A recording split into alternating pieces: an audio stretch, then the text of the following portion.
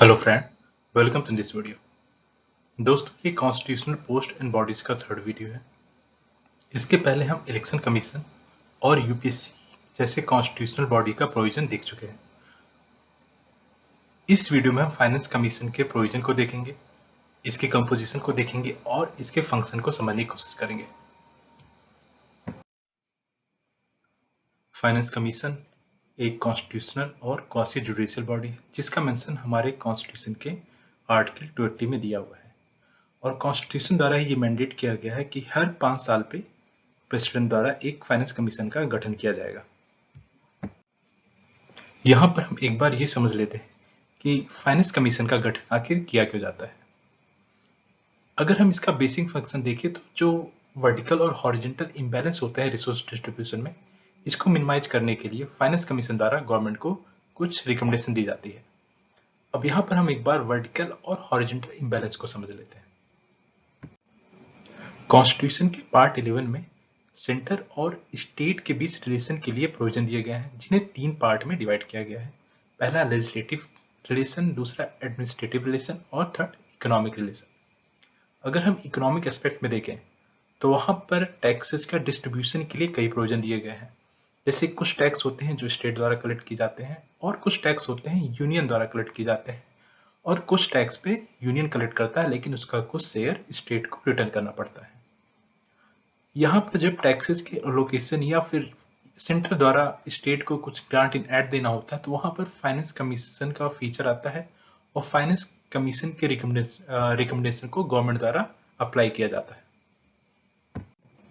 तो बेसिकली एक तरीके से इसे ऐसे समझा जा सकता है कि जो सेंटर और स्टेट के बीच में जो इकोनॉमिक रिलेशन होते हैं उसके लिए जो रिकमेंडेशन दी जाती है वो फाइनेंस कमीशन द्वारा दी जाती है।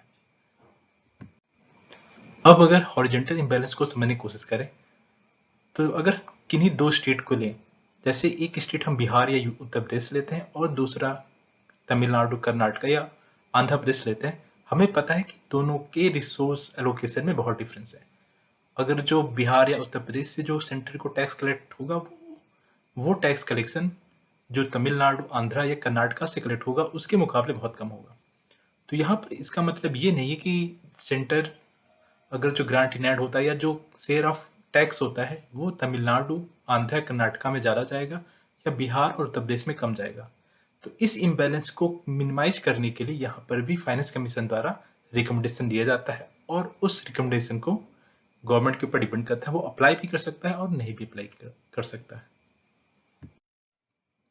फाइनेंस कमीशन के अगर कंपोजिशन की बात करें तो इसमें एक चेयरमैन होता है और इसके साथ 4 अदर मेंबर होते हैं जो कि प्रेसिडेंट द्वारा अपॉइंट किए जाते हैं और इसके साथ इनके ऑफिस का टेन्योर कितना होगा या और जो कंडीशन है वो सभी चीजें प्रेसिडेंट द्वारा ही डिसाइड की जाती हैं। फाइनेंस कमीशन के मेंबर और चेयरमैन के लिए कॉन्स्टिट्यूशन द्वारा कोई भी क्वालिफिकेशन डिटरमाइन नहीं की गई है, लेकिन कॉन्स्टिट्यूशन ने पार्लियामेंट को ऑथराइज किया है कि वो किसी एक्ट द्वारा कमीशन के मेंबर और चेयरमैन की क्वालिफिकेशन डिटरमाइन कर सकते हैं। तो पार्लियामेंट द्वारा जो क्वालिफिकेशन डिटरमाइन की है वो ऐसी है कि चेयरमैन के लिए उसे पब्लिक अफेयर्स में एक अच्छा खासा एक्सपीरियंस होना चाहिए और जो अदर 4 मेंबर हैं हर मेंबर के लिए अलग अलग क्वालिफिकेशन डिटरमाइन की गई है। फर्स्ट मेंबर के लिए वो हाई कोर्ट का जज होना चाहिए या फिर हाई कोर्ट का जज बनने के लिए क्वालिफाइड होना चाहिए और दूसरे मेंबर की जो क्वालिफिकेशन है उसे फाइनेंस और अकाउंट में एक स्पेशल नॉलेज होनी चाहिए। थर्ड पर्सन के लिए उसे फाइनेंशियल मैटर और एडमिनिस्ट्रेशन में एक अच्छा खासा एक्सपीरियंस होना चाहिए और फोर्थ मेंबर के लिए उसे इकोनॉमिक्स में एक अच्छी नॉलेज होनी चाहिए। फाइनेंस कमीशन के अगर फर्स्ट फंक्शन की बात करें तो जो टैक्सेस का नेट प्रोसीड होगा वो सेंटर और स्टेट के बीच में कैसे डिवाइड होगा, इसके लिए गवर्नमेंट या प्रेसिडेंट को फाइनेंस कमीशन द्वारा रिकमेंडेशन दिया जाता है। सेकंड प्रिंसिपल देखें तो जैसे सेंटर द्वारा किसी स्टेट को कितना ग्रांट्स नेट देना चाहिए या किस बेसिस पे देना चाहिए, इसके लिए भी जो रिकमेंडेशन होगी वो फाइनेंस कमीशन द्वारा किया जाता है। थर्ड फंक्शन समझने से पहले एक और constitutional body state finance commission को एक बार ब्रीफ में समझ लेते हैं। जैसे फाइनेंस कमीशन एक सेंट्रल लेवल की बॉडी है, ऐसे ही स्टेट फाइनेंस कमीशन एक स्टेट लेवल की बॉडी है। जहां फाइनेंस कमीशन सेंटर और स्टेट के बीच में जो इकोनॉमिक रिलेशन होता है उसके लिए रिकमेंडेशन देता है, वैसे ही स्टेट फाइनेंस कमीशन स्टेट और लोकल बॉडीज के बीच में जो इकोनॉमिक रिलेशन होता है उसके लिए रिकमेंडेशन देता है। अगर किसी स्टेट फाइनेंस कमीशन द्वारा लोकल बॉडीज में रिसोर्स के एलोकेशन के लिए स्टेट को रिकमेंड करता है या रिक्वेस्ट करता है, तो उस केस में अगर स्टेट के पास रिसोर्स की कमी है तो वहां पर फाइनेंस कमीशन सेंट्रल गवर्नमेंट या प्रेसिडेंट को ये रिकमेंडेशन दे सकता है कि उनकी स्टेट जो कंसोलिडेटेड फंड है उसमें रिसोर्स का अलोकेशन या सप्लीमेंट कर दिया जाए।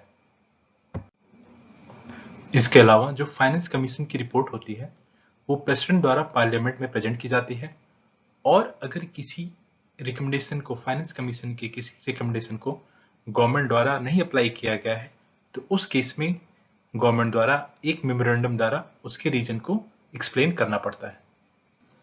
दोस्तों, इस वीडियो में हमने फाइनेंस कमीशन को, इसके कंपोजिशन को और फंक्शन को ब्रीफ में समझ लिया है। अगली वीडियो में हम एक और कॉन्स्टिट्यूशनल बॉडी के साथ मिलेंगे। इस वीडियो में इतना ही, मिलते हैं अगले वीडियो में।